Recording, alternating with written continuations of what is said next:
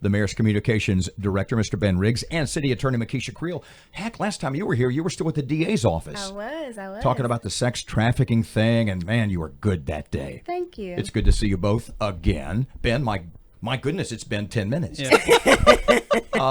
Okay, so the city wins a judgment in court. $6.77 million is owed to Shreveport by CenturyLink. But this goes back to 2002. What can either of you tell us about this? Because we haven't been getting money all along. Tell me about it. Well, I have to be very careful because litigation is still technically pending. Although the court has issued a judgment, the defendants in this case, CenturyLink, they still have some appellate rights. So I do want to be very careful and cautious in how I discuss this. But what I can tell you is that the city filed suit back in... Pardon me just a second. I'm sorry. I don't mean to interrupt. I just want to give folks a little background if they're just, jumping on the train. In 2002, a contract was signed, and anytime I'm wrong, correct me. In 2002, a contract was signed between then CenturyTel and the city of Shreveport that they would pay 5% of their annual gross as a franchise fee to the city, right? Correct. All along, we've been getting that, right? Not exactly. What happened? Do we know?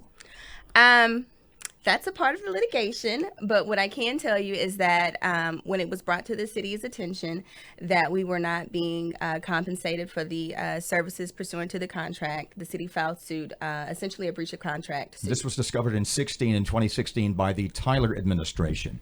Yes. And has been ongoing for the last, 2.5, 3 years. So what was CenturyLink's defense? Yeah. Explanation? Well, I don't want to speak for their defenses, but they did outline their reasons and rationale in their petition. Ultimately, the court found in favor of the city, and we're quite happy about that. Mekisha, I'm sorry, Miss Creal. No, Mekisha's fine. I was told by several sources that they believe we were the only city that CenturyLink was not paying a franchise fee to. Accurate, inaccurate? It's a possibility. I'm not entirely certain, but I can only speak for what Shreveport experienced, and we were not being compensated. How, and this is, people are screaming at the radio thinking, how do we go 14 years, and this is not under y'all's watch, but how do we go 14 years and nobody checks the contracts to see if things are being paid or not? Well, I'd also hope, though, that they are screaming at the radio that they're grateful, they're happy that the city of Shreveport realized this, jumped on this, and took action to defend the interest of the citizens of Shreveport, and that ultimately the judge ruled that in favor of the city of Shreveport to the tune of $6.7 million. But how does it go so long, Mekisha, that no one notices it? That is a really good question. I honestly don't have an answer to that. All I can tell you is that once it was found that the city took the appropriate steps to become compensated for the terms of that contract agreement, I can tell you that under the Perkins administration, because he is very technically savvy and he has the Smart City Initiative, we are working, myself and Keith, the CTO, we're working to create a database for contracts to prevent situations like this so that departments will get ticklers and notifications that contracts are expiring or that payments are becoming due so that we don't run into these types of problems. So they're paying us now, though, right? Every month we're getting a check from Century. What?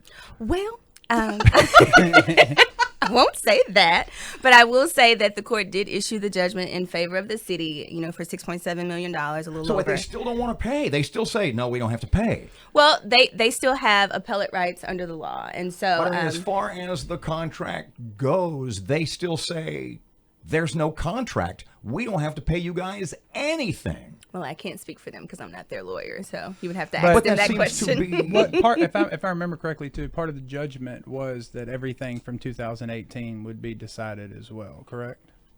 That is contemplated, in terms of interest and fees and whatnot. But, again, that can How long can they drag this out? Well, drag is such a Legal term? they have appellate rights, and so depending on if they decide to appeal the judgment, if they decide to go to the Second Circuit, that could be anywhere from 6 months to a year, depending on how that pans out. And they decide to take it elevated to the Supreme Court, state Supreme Court, that could be another 6 months to a year on top of that. So it could be 3 years or so. But this is interest bearing. We're getting interest on all this, right? Seriously. I mean, I would hope so. Yeah, that's what the judge. It's a big win for the city of Shreveport. But my question is it accurate that there's a 10-year statute of limitations? So we are losing some money because 10 years we don't get to go all the way back to 2002. That's correct. That's correct. You only get 10 years from the date of filing, and because the suit was filed in 2016, you can only go back to 2006. So we are going to lose a little bit of money in this deal. But we are going to get 10 years. Let me try Then this. so is that money going to be passed on to me? What are we using this money for? This windfall? I want my 40 cents. Do you have a plan? I know y'all don't want to go spend the money until you have it, but obviously you put it somewhere. General fund, I guess, huh? That's more of an administrative question or an accounting question. That's above my pay grade. I doubt that. And you've had outside counsel handling this. Yes. To what cost? Do we know yet? No, we don't know yet. There is an agreement. There is a contract where they don't have like the standard fee. It's a contingency fee is what the contract is called. I'm pretty sure you've seen the legislation. And so that fee would depend on largely what total that the city their recovers. next move is, have they filed? Have they appealed yet? We anticipate that will be done when? Not to my knowledge. I would assume that they would. I assume there's a time frame they got to do it. They very, vigorously defended this suit, and so I would anticipate that they would, seek all of their appellate Time for one rights. more. One more thing, and I watch Judge Judy all the time, so I know the answer to this. Here we go. If the CenturyLink part of their defense is, we had a handshake agreement years ago that we were not going to pay this. Instead, we were going to pass this on to customers.